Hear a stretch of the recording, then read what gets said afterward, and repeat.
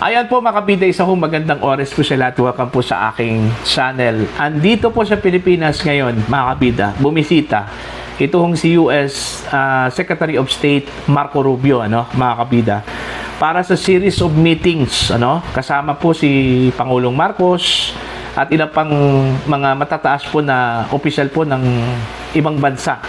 Nasako po mga kabida ng ASEAN, ito hong Association of Southeast Asian Nations. Alright? Kasama po sa dadaluhan po mga kabida ni Rubio, ito hong ASEAN Post-Ministerial Conference, the East Asia Summit Foreign Ministers Meeting, at ito hong ASEAN Regional Forum, mga kabida, sabi po ng US State Department, mga kabida.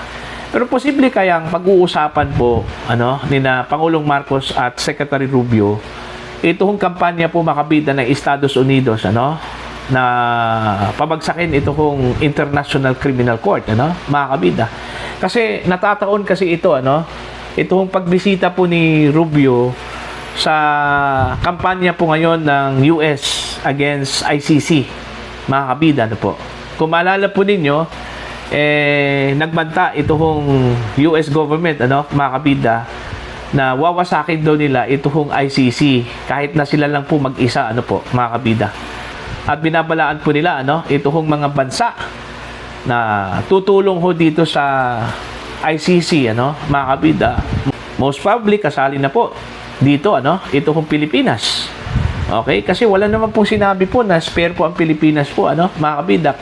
Ang sabi po ni Rubio sa kanyang statement, okay, na binabalaan daw nila ito hong mga bansang tutulong po, sa ICC, mga kabida, po. Okay? Meron daw silang ipapataw na sanction, okay?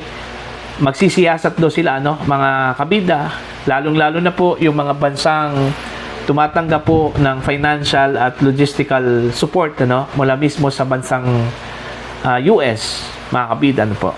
Alright? Alam naman po natin, pag ang US po ang magalit po, may sanction po talaga, mga kabida. Alright? Kaya lately lang po, mismo ang Marcos administration, nagsabi po mga kabida na i-review daw nila ito hong kanilang polisiya patungkol ho sa kanilang cooperation with International Criminal Court.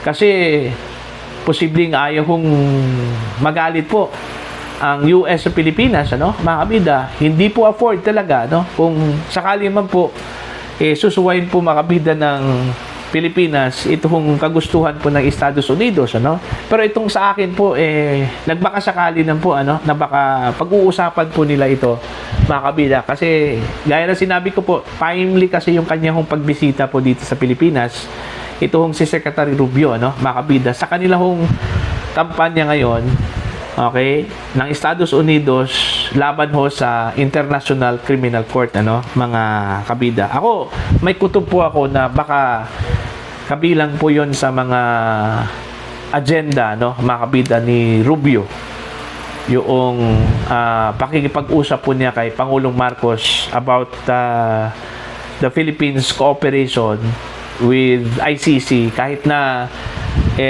pilit na itinatanggi po ito, mga kabida, ng Marcos administration na sila po ay nakikipagtulungan sa International Criminal Court, mga kabida.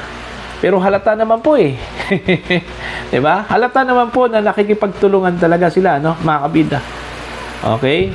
Yung palang pag-aresto po nila kay Digong malinaw po, malinaw pa sa sikat ng araw po, mga kabida, na meron po ugnayan ang Pilipinas at saka ICC.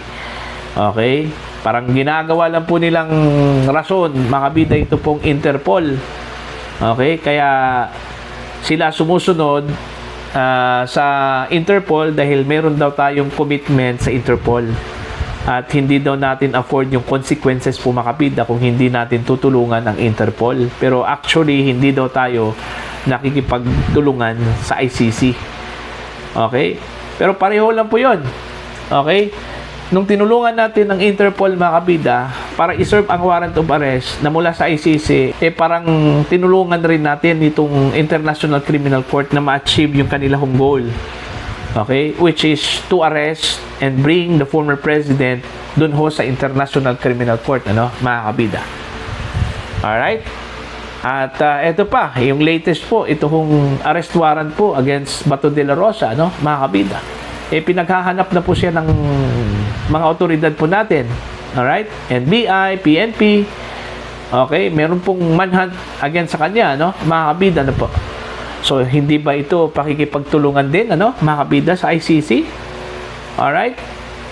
Matatawag ba natin ito na independent action, ano, mga kabida, dahil ang ating sinusunod ay hindi po ang ICC kundi ang Interpol? Alright? So, kaya nga, nung lumabas po ang balita na nire-review daw ng Pilipinas, ito hong pulisiya po nila, no, particular, yung cooperation with International Criminal Court. Ang tanong kasi doon, ano ang nire-review nila? Bakit po sila nagre-review ng pulisiya? So, meron pang pulisiya po ang Pilipinas, okay, in terms of cooperation with the International Criminal Court. Kasi kung wala talaga, ano, mga kabida, anong i-review nila? Diba? Oh, yun yung tanong eh. Kasi panay tanggi po, ano, mga kabida, ang Malacanang, na hindi daw sila nakikipag-cooperate po sa ICC, ano. Pero yung actions po, ano, mga kabida, speaks themselves, ano. Alright? Oh, ano po ang nire-review ng Pilipinas? Okay? Nang sabihin po, mga kabida, ni DFA Secretary Lazaro, ano, na nire-review po ng Pilipinas ang pulisiya.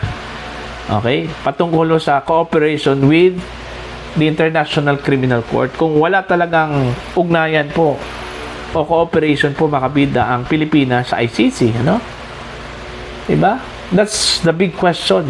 Kasi kung wala talaga, wala hong dapat i-review.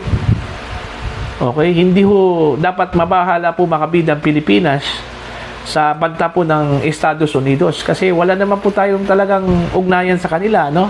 Sa International Criminal Court. Okay? Mga kabida. Oh. So, yun lang po yung parang ano, duda, okay? Mga kabida, na baka pag-uusapan po, ano, sa meeting ni Pangulong Marcos with Secretary Rubio, mga kabida, ano po. Okay? Pwede ding ang pag-uusapan is patungkol sa West Philippine Sea, ano, mga kabida, bilateral cooperation ng dalawang bansa, military cooperation ng dalawang bansa, ano, mga kabida. Pwede rin, ano? Okay? Pero sa aking hong pananaw, sa aking hong duda, mas nangingibabaw po, mga kabida, ang posibilidad, ano, na baka pag-usapan po ng dalawang mga leader ito hong kampanya po ng US against International Criminal Court. Alright? Tsaka pangalawa po, mga kabida, pag sinabi po ng Estados, hindi ho pwedeng humindi ang Pilipinas, ano? Okay? Pag sabihin po ng Estados Unidos na tigil na, huwag na kayong makikipag-ugnayan sa ICC. Hindi naman po pwedeng sabihin po ni Pangulong Marcos na teka muna, hindi kami susunod. Hindi naman pwedeng ganun. Okay? Alam naman po ng Marcos admin na malaki po ang pangangailangan po natin sa Estados Unidos, mga kabida. Yun yung magiging leverage po ng US, ano? Yung necessity, yung needs natin, ano? Yung pangangailangan natin sa kanila, mga kabida, more than what they need, okay, from us. Okay? Mas nangangailangan tayo sa kanila kaysa sila nangangailangan po sa atin, mga kabida. Kaya nga, we cannot afford to lose them. Alright? So, kung ilalabas po itong isong ito, ano, sa pag-uusap po ni Pangulong Marcos at US State Department Secretary Marco Rubio, okay, ano kayang magiging tugon po ng Marcos administration, ni Pangulong Marcos po, ano, mga kabida? Pagsasabihin po ng Secretary po ng State Department ng US na itigil nyo na itong inyong pakikipagtulungan sa ICC, ano, mga kabida. Okay, pwede bang humindi itong si Pangulong Marcos kay Secretary Rubio, ano, mga kabida? Abangan po natin yan ang susunod na kabanata po, ano, mga kabida, ano po. Alright? So, for that, maraming salamat po sa inyong lahat, mga kabida. So, sa mga gustong mag-comment at saka maglabas po ng kanilang kuro-kuro at pananaw po, ano, patungkol sa pinag-usapan po natin ngayon, ano, mga kabida, please comment down. Sa mga hindi pa po subscriber po sa aking channel, please subscribe. Just click the subscribe button, click the notification bell all para updated po kayong mga kabida sa aking mga uploads. Maraming salamat po sa inyo lahat.